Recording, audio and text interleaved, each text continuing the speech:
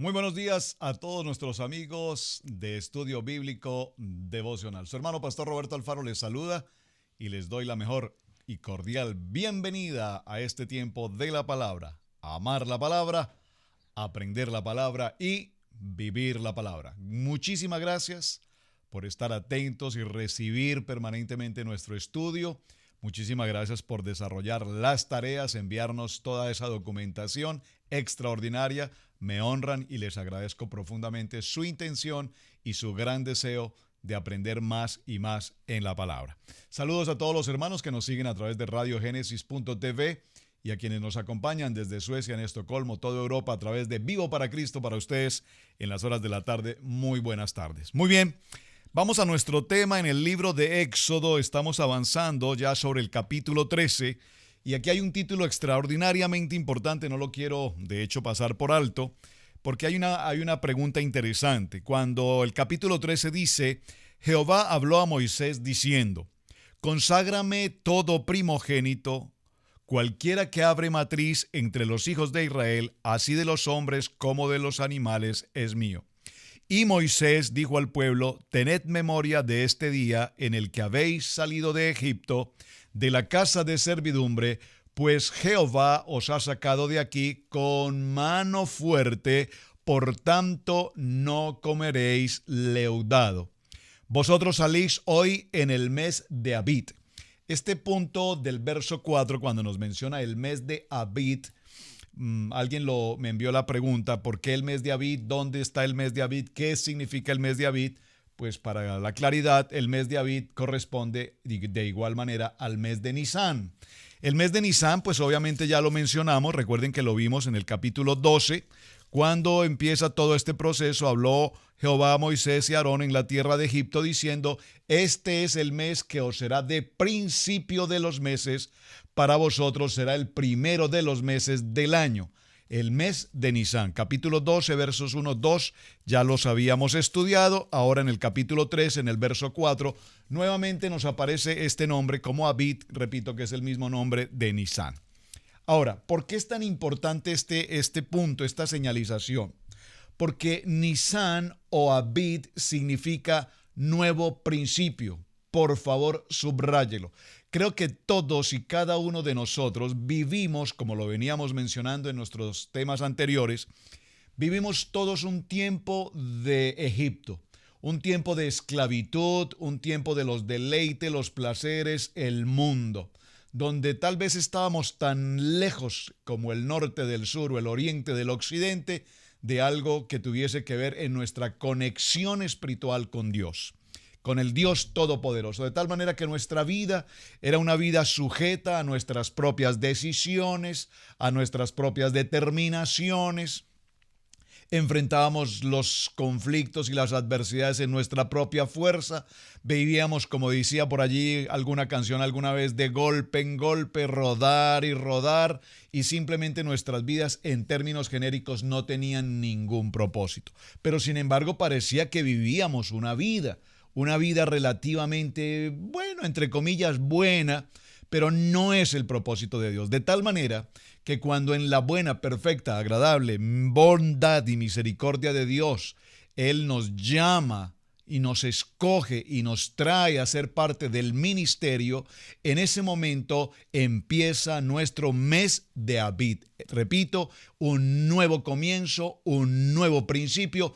Todas las cosas viejas han pasado, he aquí, dice ahora el Señor, yo las hago nuevas, y empezamos una vida con una nueva oportunidad, una vida, si me permiten decirlo de esta manera, de salud, una vida de gozo, una vida de alegría, una vida de paz, una vida de armonía, una vida con propósito en lo que Dios ha tenido determinado para nosotros. Desde el principio en Génesis capítulo 1, verso 28, que es la cita que identifica nuestro llamado ministerial, y los bendijo Dios. Y les dijo, fructificad, multiplicaos, llenad la tierra, sojuzgadla. Es decir, nos da la mayordomía de todo cuanto existe y nos coloca como cabeza, como autoridad sobre toda la creación después de Dios. Por supuesto, siempre reconociendo al autor y consumador de la vida. Entonces, este mes de Abí es muy importante porque en el texto que estamos leyendo vemos cómo ahora Dios pide a Moisés que sea, puntualmente dice, que sea consagrado todo primogénito. Alguien entonces me hizo esta pregunta: pastor, estoy leyendo el texto y me pregunto si en principio el faraón tenía idolatría por todo primogénito, tanto de hombre como de animales. Era la costumbre en Egipto. ¿Por qué ahora Dios pide que sean los primogénitos, tanto de hombre como de animal, ahora consagrados a Dios? ¿Cuál es la diferencia? Qué buena pregunta. Muchísimas gracias al hermano que nos envió la pregunta y espero que esta sea una respuesta suficientemente clara espiritualmente, bíblicamente para usted. Así como todo primogénito era consagrado al faraón como un dios en la idolatría, ahora Dios reclama a todo primogénito de la humano o de los animales para que ahora Dios sea el que tenga el control, comillas, la palabra tal vez no sea control, para que la gracia, para que el favor de Dios ahora sea con esos primogénitos. No desde el punto de vista de la esclavitud ni de la idolatría, sino desde el punto de vista, y aquí sí la palabra correcta, de la gracia y el favor de Dios sobre nuestros hijos, sobre nuestros primogénitos. Entonces, ahora lo que vemos es que Dios llama a todo hijo primogénito para romper, para quitar toda atadura, todo pasado, toda idolatría, toda contaminación, todo paganismo, toda religiosidad de Egipto, para que ahora la gracia y la misericordia y la bondad de Dios sea con nosotros. Muy interesante el punto y por supuesto creo que podríamos aún profundizar más, pero creo que con este punto tenemos un avance en lo que queremos significar. Ahora bien, avancemos por favor al capítulo 13, verso 17. Y aquí a partir del verso 17 nos enfrentamos a una historia en medio del proceso de la salida de Egipto muy interesante. Dice la palabra: y luego que Faraón dejó ir al pueblo, observen que aquí la palabra dice Faraón dejó ir al pueblo. Recordemos que en un principio, ¿en cuántas ocasiones Moisés y Aarón enfrentaron a Faraón? Fueron 10 plagas, atención, téngalo presente, fueron 10 plagas, pero en 12 ocasiones, durante 12 ocasiones, tanto Moisés como Aarón, visitaron, enfrentaron a Faraón en esta, vamos a decirlo, en esta negociación espiritual de Dios para con el mundo. Interesante, durante 12 ocasiones.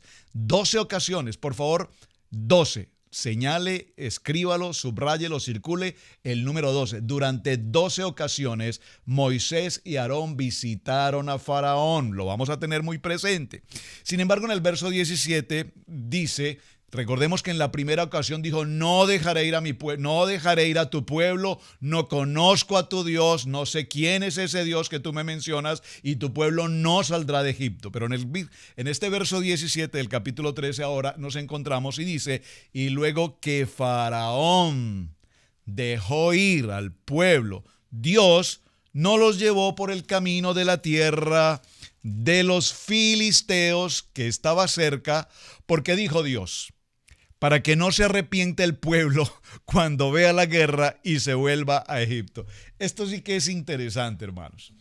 Dios, conociendo el corazón de su primogénito de Israel, de mi pueblo, dice Dios, sabía, Dios lo sabe todo, que este pueblo, y estamos hablando de un número inmensamente grande, 600,000 hombres, tenga presente el número 600,000 porque también lo veremos un poco más adelante, 600,000 hombres, aparte de las mujeres, los niños, animales y todo este proceso de salida, de emigración, nos daremos cuenta que Dios conocía que si los llevaba por el camino corto, por favor, por el camino corto, por el camino directo, ellos en algún momento, al ver síntomas de guerra, ¿contra quién? Contra los filisteos, porque recordemos que ya en este momento hay una historia muy interesante aquí.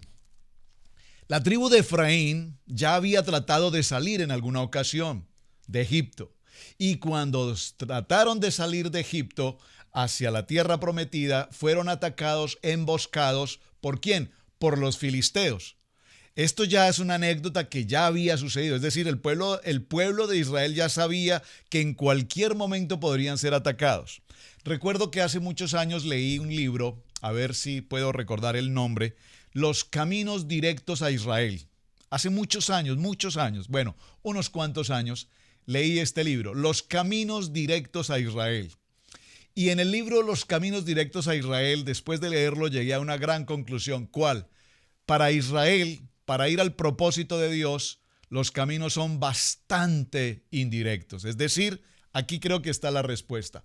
Dios no los envía por el camino rápido. Dios no los envía por el camino directo. Todo lo contrario, Dios les hace salir y les envía por una ruta en la que no se van a cruzar en el camino con los filisteos, pero esa ruta es el doble o más de distancia que el pueblo de Israel va a enfrentar. Pero algo interesante, dice que caminaban día y noche. Por favor, caminaban día y noche. Recuerden la tarea, a 3 días de camino. En esta historia que estamos mencionando, es interesante recordar en Génesis capítulo 21, recordemos, Génesis capítulo 21 sucedió una historia también muy interesante. Abraham y Abimelech, ¿recuerdan? Fue tomada Sara, fue secuestrada prácticamente Sara. Luego viene el tiempo en el que Abimelech, Dios revela que Sara no es la hermana de Abraham, sino es su esposa. Y allí en aquel proceso se presenta un pacto, una negociación de paz. ¿Entre quién? Entre Abimelech y Abraham, es decir, entre el pueblo pelestín y el pueblo de los filisteos, que no atacarían al pueblo de Israel. Muy importante esto, porque en ese pacto de paz, repito, se estableció esta condición. Ahora Dios dice, no los puedo enviar por esta ruta porque no quiero que ahora este pueblo se arrepienta de la salida y decidan regresar. Retomo el tema del libro, los caminos directos a Israel. Dios siempre nos llevará por rutas totalmente distintas a las que nosotros humanamente, en nuestra capacidad, en nuestra experiencia, en nuestro intelecto, en nuestra preparación, en toda nuestra habilidad, Dios dice, no es en tu fuerza, porque tus pensamientos no son mis pensamientos, así es que te llevaré por una ruta totalmente diferente, porque en esa ruta voy a formar tu carácter. En esa ruta colocaré piedra de tropiezo, bueno, permítame usar la palabra piedra de tropiezo, en esa ruta colocaré pruebas y adversidades de tal manera que en ese camino indirecto, un poco más largo de lo que creías que iba a ser, te estableceré, te probaré, te determinaré, te calificaré, te moldearé, te estableceré para el llamado para el cual he sido escogido.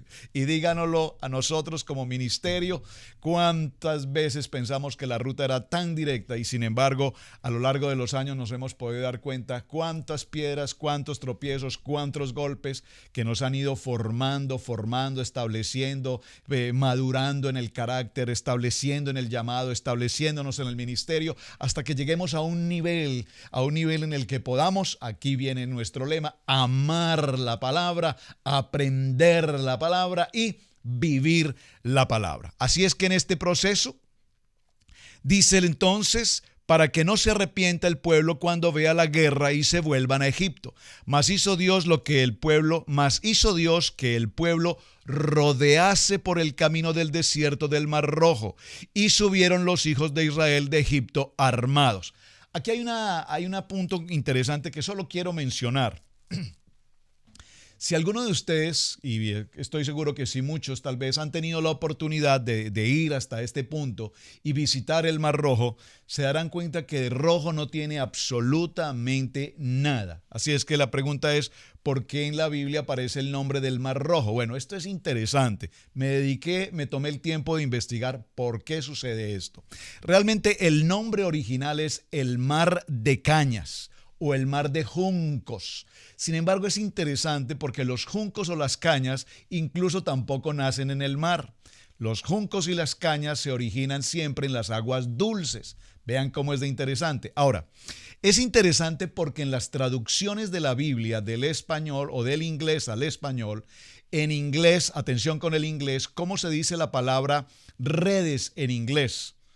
La palabra se dice Ritz, doble E, Ritz, R-E-E-D-S, cañas en inglés. Y la palabra rojo en inglés, red, R-E-D. De tal manera que en esa traducción se nos quedó con el nombre de, no como mar de cañas, Ritz, sino como mar rojo, red.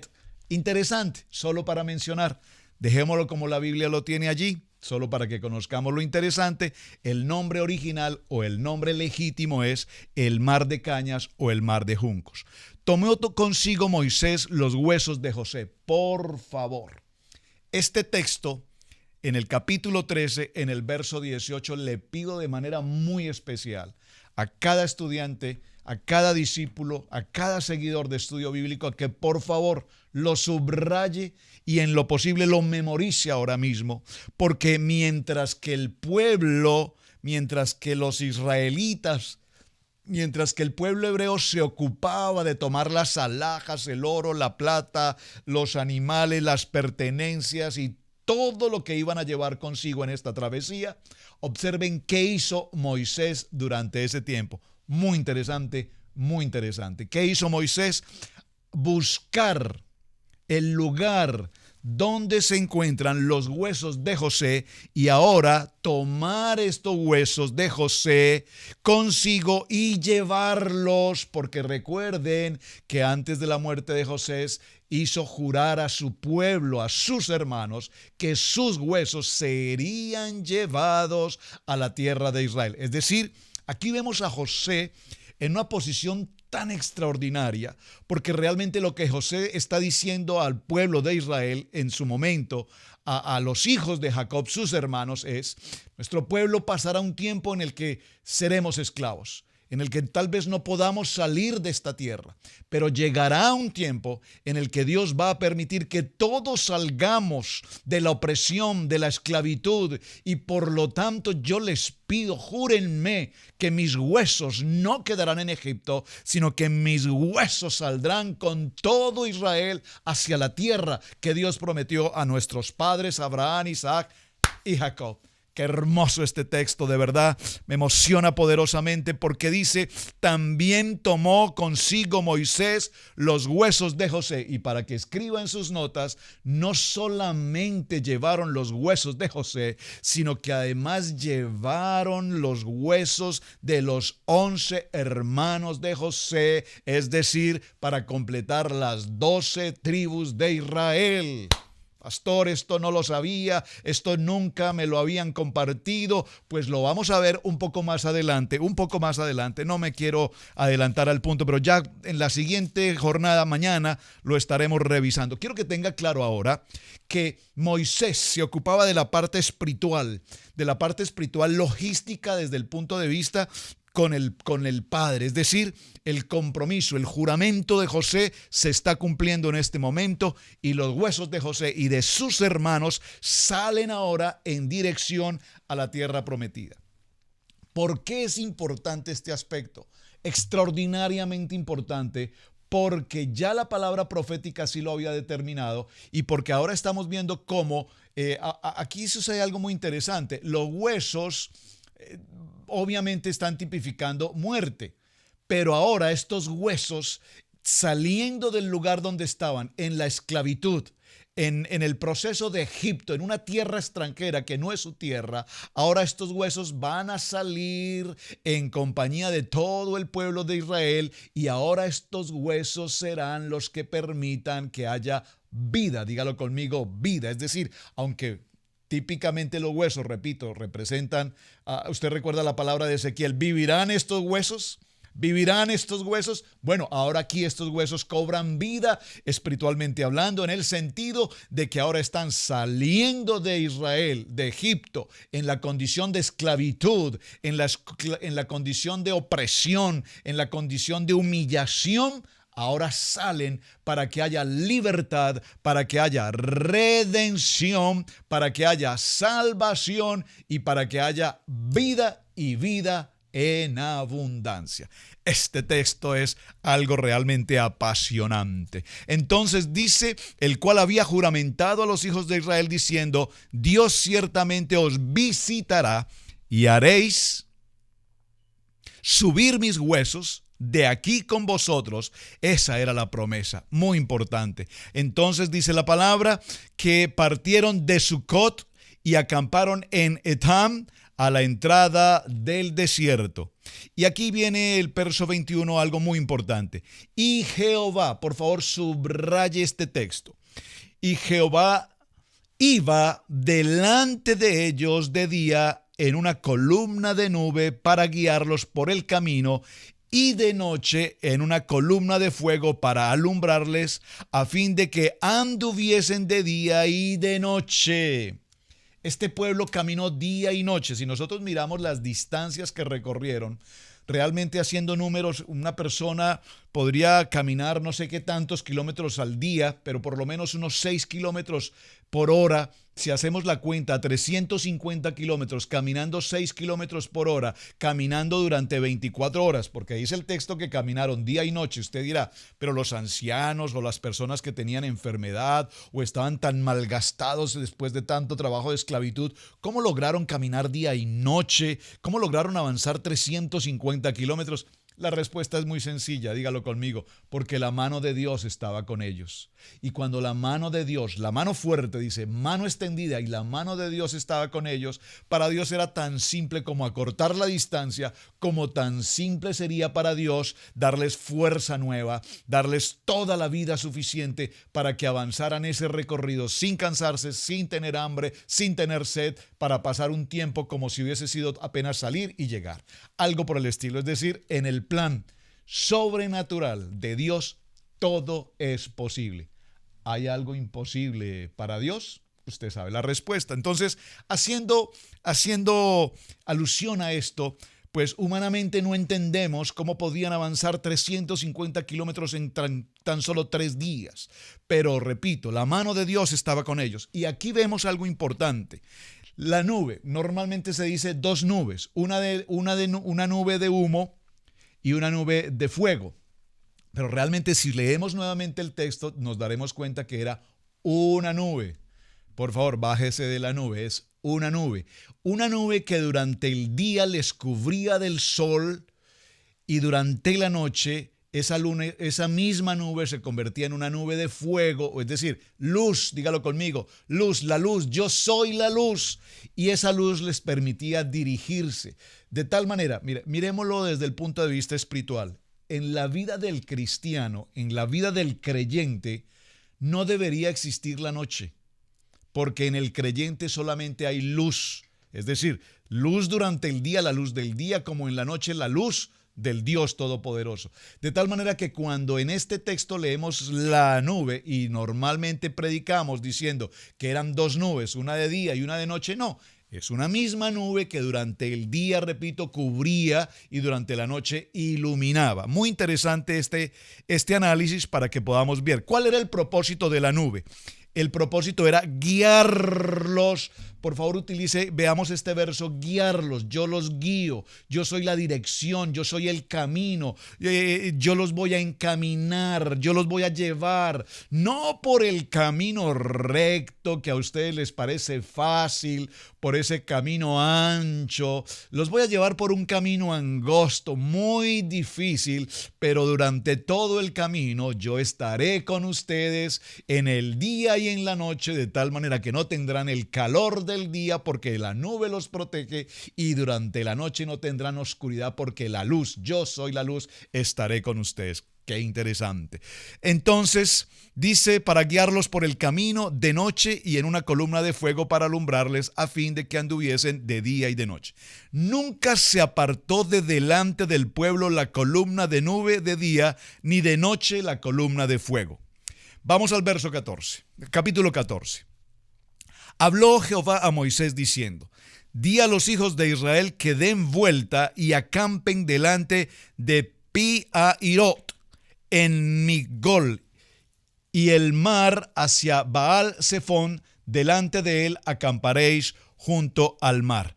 Es muy interesante porque mirando el recorrido en el mapa, si usted se toma el tiempo, por favor, en las Biblias está o en internet lo va a encontrar y busca la dirección, la ruta del pueblo de Israel saliendo de Egipto, nos daremos cuenta que prácticamente ellos hicieron un círculo y regresaron casi al punto de partida, frente a la ciudad de Pitón. Recuerden que era la ciudad de Pitón. La ciudad de Pitón representa boca cerrada, pero el Señor les dice, van a acampar frente a Pit Hairot, y aquí Pit Hairot significa boca de libertad. Por favor, en sus Biblias escríbalo, Pi Hairot, bocas de libertad. Esto es entre Migdol y el mar hacia Baal Zephón, delante acamparéis junto al mar. Porque Faraón dirá a los hijos de Israel, encerrados están en la tierra, el desierto les ha encerrado. Miren la estrategia que Dios prepara. Dios, repito, permitió que no caminaran en la línea recta en dirección al mar, sino que caminaran en una forma como un triángulo prácticamente, y la información que Faraón recibe vamos a decir, de sus agentes de seguridad, de sus espías en Egipto, él es el faraón de Egipto, les dicen, el pueblo que salió está encerrado, el pueblo está perdido, están girando sin sentido. Y dice el Señor, yo endureceré el corazón de Faraón para que lo siga, y seré glorificado en Faraón y en todo ese ejército, y sabrán los egipcios que yo soy Yahweh, y ellos lo hicieron así. Qué obedientes. Y ellos lo hicieron así. Dígalo conmigo, así lo haré yo, porque soy obediente a la palabra y al propósito de Dios. Verso 5. Y fue dado aviso al rey de Egipto que el pueblo huía. Observen, lo que le avisan al faraón es que el pueblo de Israel no había salido a 3 días de camino solamente a adorar a su Dios, a hacer sacrificio a su Dios, sino que realmente lo que el pueblo de Israel, los hebreos, estaban haciendo era huir de Egipto. Y el corazón, miren cómo es el corazón de Faraón y el de sus siervos se volvió contra el pueblo y dijeron, ¿cómo hemos hecho esto? ¿Cómo es que hemos permitido, cómo es que hemos dejado ir a Israel para que no nos sirvan? ¿Cómo es que nos hemos quedado sin sirvientes? ¿Cómo es que nos hemos quedado sin la mano de obra? ¿Cómo es que nos hemos quedado sin los esclavos? ¿Cómo es esto? Y unció su carro y tomó consigo su pueblo. Y atención, verso 7, subráyelo. Y tomó 600 carros escogidos y todos los carros de Egipto y los capitanes sobre ellos. Y endureció Jehová el corazón de Faraón. Endureció Jehová el corazón de Faraón. Recuerden que estamos con el libre albedrío. Todavía tengo preguntas con libre albedrío. Les prometo, voy a tener un tiempo exclusivo para que hablemos de libre albedrío. Aquí vemos que dice nuevamente el verso 8. Y endureció Jehová el corazón de Faraón, rey de Egipto, y él siguió a los hijos de Israel, pero los hijos de Israel habían salido con mano poderosa. Dígalo conmigo, con mano poderosa. Diga, la mano poderosa de Dios está sobre mi vida, sobre mi familia, sobre mi hogar, sobre mis finanzas, sobre mi matrimonio, sobre mis hijos. La mano poderosa de Dios está sobre mí. Vamos a cerrar. Estoy tan contento con la enseñanza y quisiera avanzar aún más. Muchos de ustedes me han pedido que vayamos a 1 hora, pero la verdad tenemos ciertos compromisos, por lo tanto por ahora vamos a estar así. Pero permítame decirles esto de cierre. Si usted ha tenido la oportunidad y lo puede hacer vía internet, yo lo hago, lo consulto en internet. El museo en el Cairo, en Egipto, tiene algunas réplicas de los carros del faraón. Los carros del faraón no solamente eran aquellas canastas que conocemos, aparte de ser muy seguras, muy adornadas, muy fortificadas, eran fortalezas. Cada carro de faraón como mínimo debía ser jalado al lado por 2 caballos muy fuertes, veloces, animales de guerra. La pregunta es más, vamos a dejarlo como tarea. La pregunta es, si salieron 600 carros y cada carro lleva consigo 2 caballos, ¿Cuántos caballos son? 1200 caballos, 1200 caballos de guerra, 1200 caballos capaces de enfrentar este viaje en el desierto y esta persecución. Entonces la pregunta es, atención a la pregunta, ¿de dónde salieron 1200 caballos si acaban de pasar las plagas y todos los animales del campo habían sido muertos con las plagas? Los animales, las úlceras, todo lo que pasó. ¿De dónde aparecieron de la noche a la mañana? Apenas el pueblo de Israel está saliendo, apenas van a 3 días de camino y ya el faraón prepara 600 caballos, 600 carruajes, 1200 caballos. ¿Y dónde aparecen ahora 1200 jinetes? Observen, ¿cuántos hombres salieron del pueblo hebreo? 600,000. ¿Cuántos carruajes preparó Faraón? 600. Es decir, que por cada 1000, un jinete o un caballo o un carruaje del Faraón, por cada 1000. Ahí dejo esa inquietud.